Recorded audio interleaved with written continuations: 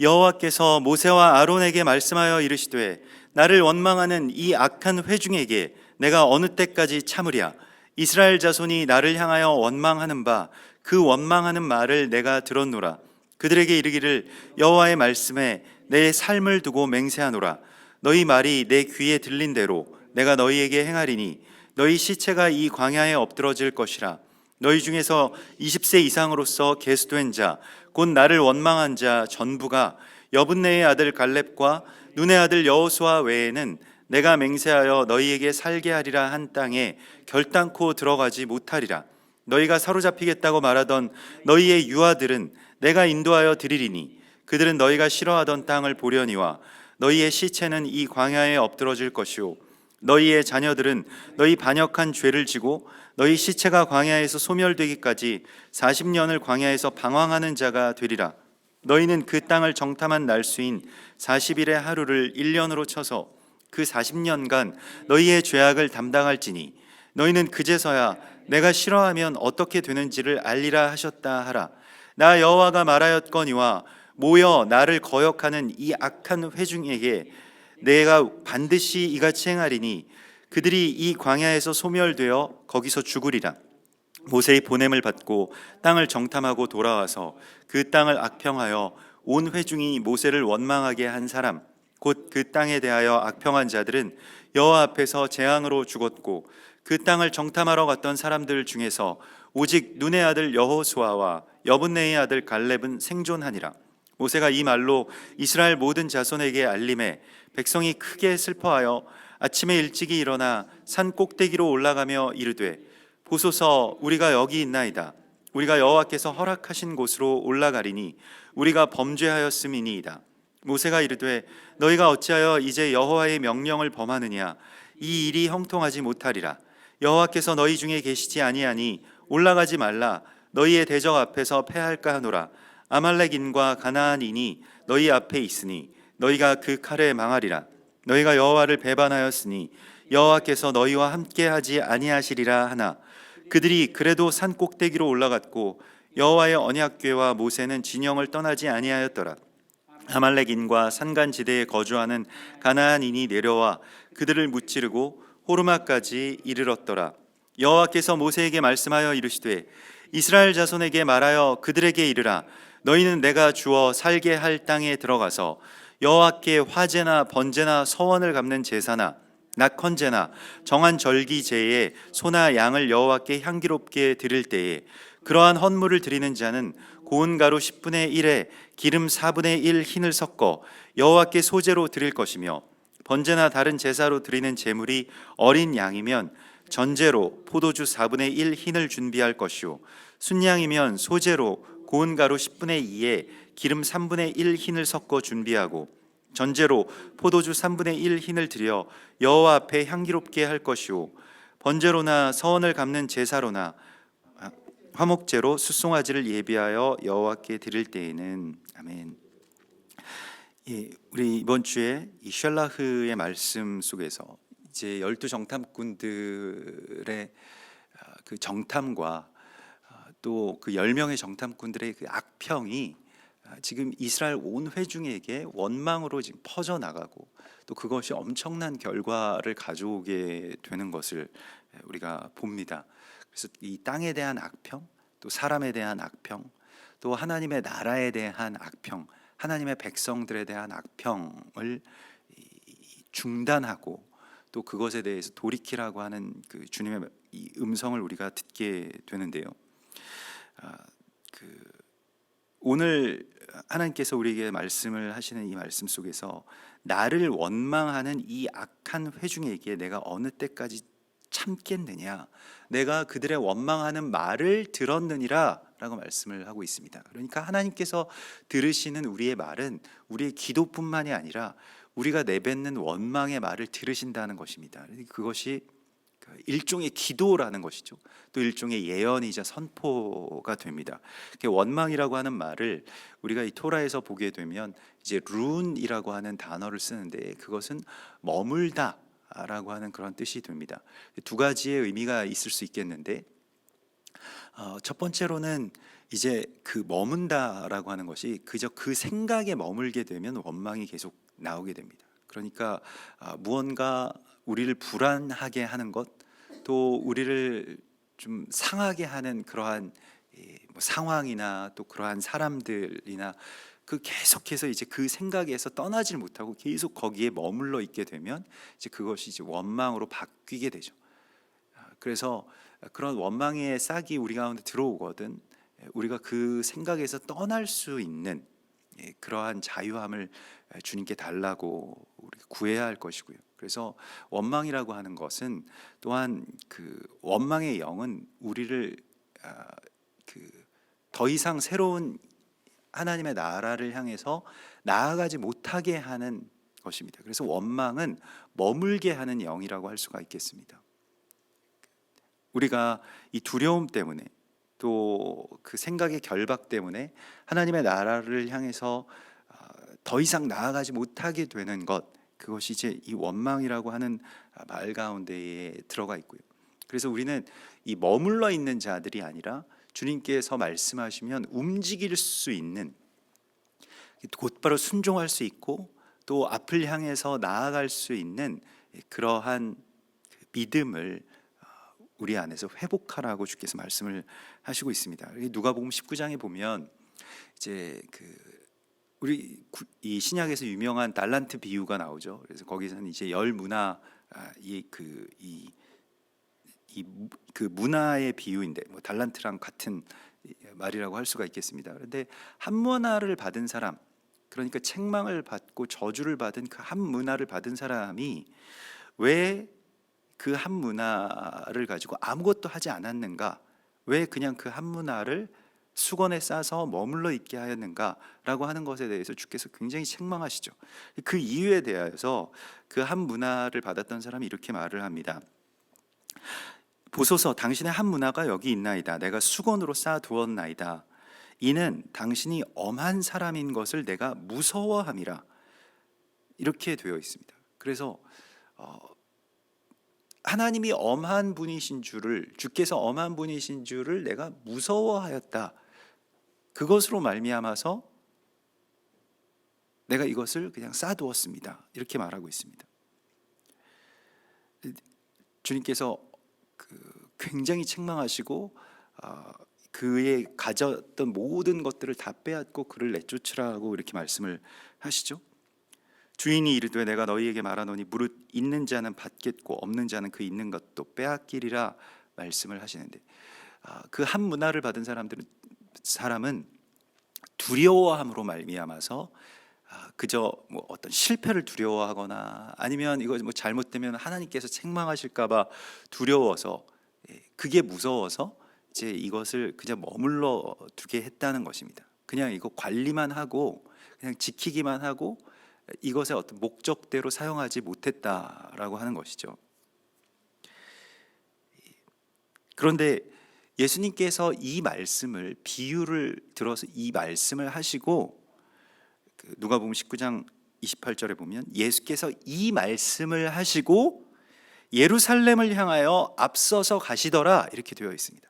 그러면 한 달란트를 받은, 우리가 달란트 비유를 주로 우리가 받은 어떤 은사나 재능을 하나님을 위해서 잘 활용하는 것으로 많이 해석을 합니다마는, 누가복음은 이 말씀을 하시고 예루살렘을 향해서, 예루살렘은 십자가가 있는, 고난이 있는, 그곳에 가면 죽는다, 죽을 수밖에 없다, 뭐 이러한 그 두려움이 있는 바로 그 땅입니다. 그곳을 향해서 앞서서 걸어가시기 시작했다는 것입니다. 당신께서 받으신 이 사명의 이 달란트를 그냥 수건에 쌓아두지 않기 위해서 올라가셨다는 것이죠. 나아가셨다는 것이죠. 그래서 우리가 그 신앙의 여정 가운데서 이렇게 주님께서 말씀하신 것을 그대로 우리가 받아들이고 또 그것을 위해서 뭐 말하자면 나의 생명을 던지고 일종의 어떤 도전을 하고 이런 일들의 그 기로에 설 때가 있습니다. 그 기로에서 하나님께서 말씀하신 것을 그저 온전하게 순복하고 나아갈 수 있는 이 믿음을 주님 앞에 구하고 또한 이 믿음으로 나아가라고 말씀을 하시고 있습니다. 그래서 우리에게 주신 그 주님의 이 달란트가 있습니다. 그 달란트라고 하는 것은 어쩌면 우리에게 주신 약속이자 기회이겠는데 그것을 그저 이 수건에 쌓아두지 말라라고 말씀을 하십니다. 그래서 뭐 좀 더 비유적으로 이제 이 수건에 대해서 살펴보자면 이 모세의 얼굴을 그 수건으로 가려둔 것에 대해서 사도 바울이 주석하고 있는 그런 장면이 나오죠. 이 서신서에 보면. 그래서 그 수건이라고 하는 것은 또 토라 하나님의 말씀을 율법주의라고 하는 이 수건으로 쌓아두을 때에 문제가 발생한다는 것을 우리 가운데 보여주시고 있습니다. 그래서 그것을 좀 그냥 뭐 아무것도 하지 않는 것으로 해석하고 안식일에 사람의 생명을 구하거나 또 이방인들의 제사장으로서 그렇게 온전하게 서게 되는 것에 대해서 더 이상 나아가려고 하지 않는 이스라엘 백성들, 또 그 당시 율법주의자들과 바리새인들을 향한 그리스도 예수와의 또한 그 경고가 계속해서 주어지고 있죠. 오늘 주님께서는 내 귀에 들린 대로 너희에게 행할 것이다 라고 말씀을 하시면서 우리에게 이것에 대해서 이 귀에 들린 대로 주님께서 행하신다라고 하는 특별히 이 저주와 원망의 말에 대하여서 주의하라고 하는 그러한 말씀을 계속 주십니다. 마태복음 12장 36절에서도 예수님께서 이렇게 말씀하셨습니다. 내가 너희에게 이르노니 사람이 무슨 무익한 말을 하든지 심판날에 이에 대하여 신문을 받으리라 하고 말씀을 하십니다. 어떤 무익한 말을 하더라도 이에 대한 신문을 받으리니 내 말로 의롭다함을 받고 내 말로 정죄함을 받으리라. 하나님의 나라는 행위로 들어갈 수 있는 나라는 아닙니다만은 무엇으로 또 못 들어가냐면 말로 못 들어갈 수 있다는 것입니다. 또 말로 들어갈 수 있다는 것입니다. 우리가 입으로 시인한다라고 하는 것이 그것이죠. 믿음이라고 하는 것의 어떤 그 기준이 되는데, 그래서 주님 앞에 이 원망의 말이 나오지 않게 해달라고 하는 그러한 기도를 우리가 해야 되고요. 사람이나 또 땅에 대한 악평을 내 안에서 나오지 않게 해달라고 시편 141편에 보면 나의 기도가 주의 앞에 분향함 같이 되며 나의 손드는 것이 저녁 제사 같이 되게 하소서 이렇게 기도한 후에 여호와여 내 입에 파수꾼을 세우시고 내 입술의 문을 지켜주소서라고 하는 이 간절한 기도를 주께 올려드리고 있습니다. 그래서 우리의 입술을 대적이 사용하지 못하도록 우리의 말에는 권세가 있기 때문에 말씀으로 세상을 창조하시고 그 말씀을 이 언어를 우리에게 위임해 주셨기 때문에 하나님께서 그래서 우리가 말하는 것은 권세가 있습니다. 그러하기 때문에 그 말로 말미암아서 그 심판을 초래하지 말도록 주님 앞에 이렇게 구해야 할 것입니다. 그리고 너희가 이 땅에서 사로잡히겠다고 말하던 너희의 유아들, 너무 연약한 우리 아이들은 다 사로잡혀 가서 노예로 끌려갈 것입니다 라고 그렇게 원망했던 그 아이들은 내가 인도하여 드리리니 그들은 너희가 싫어하던 땅을 보려니와 이렇게 되어 있습니다. 그래서 아이들은 들어가겠다라고 말씀을 하시죠. 오늘 31절의 말씀에서 예수께서 이 마가복음 10장 15절에서 내가 진실로 너희에게 이르노니 누구든지 하나님의 나라를 어린 아이와 같이 받들지 않는 자는 결단코 그곳에 들어가지 못하리라 말씀을 하셨습니다. 그래서 하나님의 나라를 어린 아이와 같이 받드는 자가 하나님의 나라로 들어갈 수 있다라고 말씀을 하십니다. 하나님의 나라를 어린 아이와 같이 받든다는 것은 받아들인다는 것은 무엇일까요? 가장 약할 때에 하나님의 그 강함과 능력으로 우리가 이길 수 있는 것이지 우리가 강하냐 아니면 적이 강하고 우리가 약하냐라고 하는 것의 어떤 계산의 결과로 하나님의 나라로 들어갈 수 있는 것이 아니라는 것입니다. 그래서 우리가 하나님의 나라는 어린아이와 같이 그냥 연약한 자의 모습으로 받아들이는 것이지 내 능력과 힘으로 그것을 얻을 수 있는 것이 아니라고 말씀을 하십니다. 고린도후서 12장 10절에 그러므로 내가 그리스도를 위하여 약한 것들과 능욕과 궁핍과 박해와 곤고를 기뻐하노니 이는 내가 약한 그때의 강함이라, 이렇게 말씀을 하시죠. 스가랴서 4장 6절을 보십시오. 그가 내게 대답하여 말씀하시되 이는 힘으로 되지 아니하며 능력으로 되지 아니하고 오직 나의 영으로 되느니라. 작은 일의 날이라고 멸시하는 자가 누구냐? 사람들이 스룹바벨의 손에 다림줄이 있음을 보고 기뻐하리라.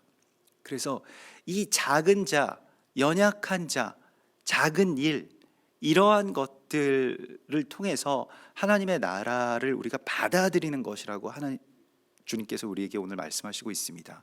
이것은 어떤 무슨 어떤 사역이나 사업의 성취로 말미암아서 일어나는 일이 아니고 어린아이와 같이 그것을 받아들이는 자만이 마땅히 천국으로 들어갈 수 있다라고 말씀을 하십니다. 그래서 하나님의 나라에 대한 다른 자세를 가진 이 여호수아와 갈렙은 이 어린아이의 마음이 있었던 거예요. 그래서 우리가 영적으로 어떤 면에서 좋은 쪽으로 이렇게 장성한 분량에 이르는 것은 성장입니다만은 이 영적으로는 노쇠하게 되면, 이 어린아이의 믿음을 버리게 되면, 그냥 주님 손 잡고 하나님의 나라로 들어갈 수 있음에도 불구하고 두려움, 많은 일종의 그것이 영적인 노파심이라고도 할 수 있겠는데, 그것으로 말미암아서 들어가지 못하게 되는 이러한 일들을 두려워하고 경계하고 항상 어린아이와 같이 주님의 나라를 받아들이게 하소서라고 하는 간구를 주님 앞에 드려야 할 것입니다. 그리고 정탐꾼들, 땅을 악평했던 정탐꾼들과 모세를 원망하게 한 사람, 백성들에게 이 온 원망을 퍼뜨린 말하자면 이 원망의 병원균의 어떤 숙주와 같았던 이 10명의 사람들을 하나님께서 심판하십니다. 그래서 그들이 재앙으로 죽었고 이렇게 되어 있습니다. 이 재앙이라고 하는 번역된 말이 이 막게파라고 해서 이것은 전염병을 말하는 것이고요. 그래서 이들이 전염병으로 죽었다는 것입니다. 그래서 전염병과 그 원망의 깊은 관계가 있습니다. 일종의 전염병이라고 할 수 있는 이 나병도 원망과 깊은 관계가 있고요.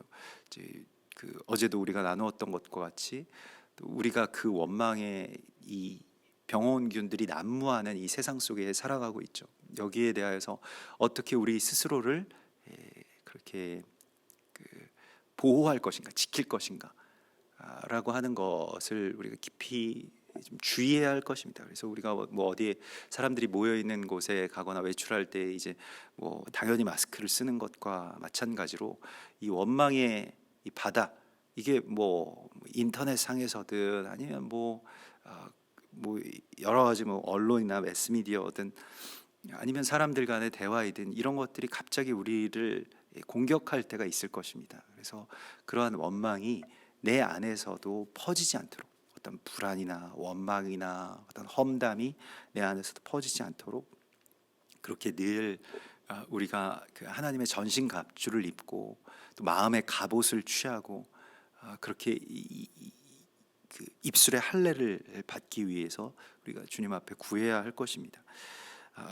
그러나 하나님의 나라를 들어가지 못한다라고 하는 이러한 말씀을 들은 이스라엘 백성들이 그저 무모하게 그럼 지금이라도 또 올라가겠습니다 라고 그렇게 하면서 나아가죠. 이건 어떻게 보면 이게 용기라기보다는 하나님이 이 말씀하신 것에 대해서 이 부정하는 또한 이 불순종이 되었죠. 그래서 온 백성들이 또 어떻게 보면 군대를 꾸려가지고 이제 싸우러 나아가자. 그들이 그래도 산 꼭대기로 올라갔다라고 이렇게 되어 있습니다. 그래서 우리가 어떻게든 가면 하나님이 그때 좀 도와주시지 않겠는가, 마음을 돌이키시지 않겠는가, 이렇게 생각을 하고 나아갔는데 모세가 그들을 만류하죠. 너희가 그 칼에 망하리라. 너희가 여호와를 배반하였으니 여호와께서 너희와 함께하지 아니하시리라. 그러니까 하나님께서 함께 하시고 하나님께서 명령하신 것을 우리가 받아들이는 것이지 그냥 어떤 만용으로 또 이걸 그 어떤 자기 혈기와 의로 나아갈 수는 없는 것이라고 주께서 말씀을 하십니다. 그래서 아말렉과 산간지대에 거주하는 가나안인이 내려와서 그들을 무찌르고 호르마까지 그들을 내몰았다라고 오늘 토라가 말씀하고 있는데요. 이 아말렉은 어제도 우리가 나누었던 것과 같이 질식시키게 하는 영을 말합니다. 그래서 목을 조르다 뭐 이렇게 그런 그 뭐 또 이 그게 이제 아낙 자손 뭐 아말렉과도 연결이 되는데요. 또 아말렉은 이스라엘을 항상 그렇게 멸망시키려고 하는, 이스라엘을 늘 공격하는 어떤 반유대주의와 또 그것의 어떤 뿌리라고 할 수가 있겠습니다. 그래서 아말렉을 너희가 이 진멸하라고 계속 말씀을 하시고, 이 요한계시록에서는 니골라당이라고 하는 자들로 나타나는데 그 백성을 다 그 이스라엘 백성을 그렇게 이 멸절하려고 하는 영이라고 할 수가 있겠습니다. 반유대주의의 영이고요. 그래서 아말렉과 가나안인들이 내려와서 그들을 무찔렀다. 그들이 승리하게 되었다는 것인데요. 가나안이라고 하는 것은 또한 이 저주를 받아서 낮추어진이라는 그런 뜻을 갖고 있습니다. 함의 아들이고 또 결국 가나안도 마찬가지로 그의 할아버지인 노아를 비방했기 때문에 노아의 치부를 드러내고 비방하고 사람들에게 알린 그런 장본인이 가나안이죠. 그 가나안은 그러한 그 비방의 저주를 받은 그런 장본인이라고 할 수가 있겠습니다. 그래서 이 아말렉 그리고 가나안 다 비난과 정죄, 비방의 영이라고 할 수가 있겠고요. 그래서 이스라엘 백성들을 다시 이제 몰아내시는데, 하나님께서 이들을 사용하셔서 몰아내시는데 호르마까지 이르렀더라. 호르마라고 하는 것은 이제 격리된 땅이라는 그런 뜻을 갖고 있습니다. 그래서 우리가 뭐 격리되었다라고 하는 것이 이 호르마라고 하는 말이 물론 뭐 하나님께서 이제 이스라엘 백성들을 몰아내셨다라고 하는 그런 뭐 여기서는 그런 뜻이겠습니다만은, 우리가 격리되었다라고 하는 것을 또 다른 뜻으로는 이제 구별되었다, 그래서 봉헌된다라고 하는 그런 뜻으로도 이렇게 쓰이게 됩니다. 이 이스라엘 백성들이 다시 이제 40년의 광야 생활에 들어가게 되고, 또 그 다음 세대인 이 유아들은 40년 동안 광야에서 이제 훈련 받으면서 약속의 땅을 향해서 들어가게 됩니다. 그런데 중요한 것은 이제 그렇게 돼서 이거 그냥 다 결정됐다, 이제 끝났다, 이렇게 그냥 말씀하시고 맞춰지는 말씀이 아니라, 오늘 이 15장 7절까지의 이 토라 포션이 연결이 되어 있죠. 근데 하나님께서 이렇게 말씀을 하십니다. 이스라엘 자손에게 말하여 그들에게 이르라, 너희는 내가 주어 살게 할 땅에 들어가서 여호와께 어떤 제사를 드리고 소나 양을 여호와께 향기롭게 드릴 때에 라고 하는 말씀을 주십니다. 그래서 지금 이 광야에서의 정탐꾼들의 원망과 여기에 대한 어떤 악평과 이 사건에 대한 결과가 그냥 판정 지어진 것이 아니라 이것과 뭐가 연결되느냐, 그러니까 약속의 땅에 들어가서 드리는 이 향기로운 제사가 어떤 제사여야 하는지에 대한 말씀이 그대로 연결되어 있습니다. 그래서 이스라엘 자손에게 말하여 이르라, 다시 약속의 땅에 대한 소망을 말씀하시고요, 또 그 땅에 대한 하나님의 계획을 말씀을 하십니다. 그러니까 이거 완전히 그냥 다 끝나고 패배한 이야기가 아니고, 약속의 땅에 들어가서 그러면 어떤 예배를 드릴 것인지에 대하여서 준비하라고 하십니다. 그것이 우리가 훈련해야 될 일이고요. 그런데 그렇게 하나님 앞에 약속의 땅에 들어가서 제사를 드릴 때에 그냥 소나 양을 드리는 것뿐만이 아니라, 그러한 헌물을 드리는 자는 여기 어디에 초점이 맞춰져 있냐면, 고운 가루 10분의 1에 기름 4분의 1 흰을 섞어 여호와께 소제로 드리라, 이렇게 말씀을 하시고 있습니다. 그러니까 모든 예배 가운데 고운 가루 10분의 1의 제사를 드리라.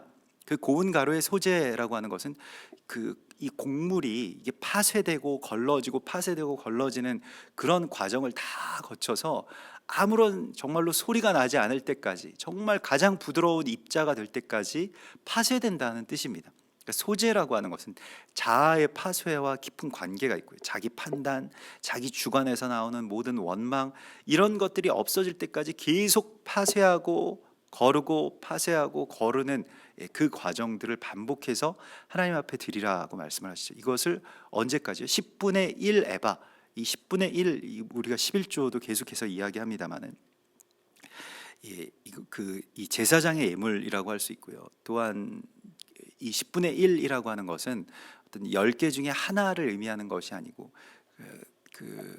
이 10개 중에 하나인데, 그 10개 중에 하나가 그 나머지의 이 아홉을 대표하고 있는 어떤 대표성의 원리를 갖고 있습니다. 지금 12정탐꾼들이 이스라엘 12지파를 대표하고 있는 것과 마찬가지의 이야기라고 할 수가 있겠습니다. 그래서 그렇게 주님 앞에 파쇄된 자아를 드리라고 말씀을 하시고요. 거기에는 반드시 기름 4분의 1 흰을 섞으라. 이거 성령이고요. 이 기름을 뜻하는 것은 그 기름이 또한 이 고운 가루를 하나님 앞에 드리게끔 만들죠. 그래서 이게 다 흩어지지 않고 또 같이 뭉쳐져서 하나님 앞으로 드릴 수 있도록 기름 4분의 1 흰을 섞으라고 말씀을 하시고 있습니다. 그래서 그렇게 주님 앞에 소제로 드리고 전제, 포도주의 3분의 1을 하나님 앞에 드리라라고 이렇게 말씀을 하십니다. 전제라고 하는 것은 완전히 부어져서 드리는 것이고, 전제로 부어져서 드린다라고 하는 것은 삶의 모든 것을 다 부어서 하나님 앞에 드리라고 하는 것이죠. 빌립보서 2장 17절에 만일 너희의 믿음의 재물과 섬김 위에 내가 나를 전제로 드릴지라도 나는 기뻐하고 너희 무리와 함께 기뻐하리니 이와 같이 너희도 기뻐하고 나와 함께 기뻐하라, 이렇게 고백하고 있습니다. 그래서 어떤 제사를 하나님 앞에, 하나님의 나라에서 드리는 제사는 자아의 생각이나 두려움을 파쇄시킨 그런 고운 가루의 제사이고, 또한 우리의 말과 또 우리의 생각과 우리가 하는 어떤 원망이나 아니면 저주나 이러한 것들이 실제로 효력이 있다라고 하는 것을 알라고 말씀하십니다. 그래서 우리는 이 들어 올리심을 받은 자들, 이 네시임들로서 이 땅 가운데서 어떤 대표성을 가지고 있는 자들이라고 하는 것을 분명히 알라고 말씀을 하십니다. 그래서 자기의 존귀함을 깨달아야 됩니다. 왕 같은 제사장이라고 하는 것이 그냥 어떤 의례적인 수사가 아니고 하나님께서 우리를 세워주신 그런 위임의 명령이자 또 우리가 그런 존귀한 자들이라고 하는 것을 깨달으라고 말씀을 하시고 있습니다. 그래서 우리가 정말로 성령의 이 권능을 받고 또 그리스도 예수와 같이 주님의 제단 가운데 그렇게 온전하게 부어져서 드려지는 그런 거룩한 제사의 산 제물이 되라고 주께서 말씀하십니다. 같이 기도하겠습니다. 하늘에 계신 우리 아버지시여, 이름이 거룩히 여김을 받으시오며 나라의 임하옵시며 뜻이 하늘에서 이룬 것 같이 땅에서도 이루어지이다. 오늘날 우리에게 일용할 양식을 주옵시고 우리가 우리에게 죄 지은 자를 사하여 준 것 같이 우리 죄를 사하여 주옵시고 우리를 시험에 들게 하지 마옵시며 다만 악에서 구하옵소서. 대개 나라와 권세와 영광이 아버지께 영원히 있사옵나이다. 아멘.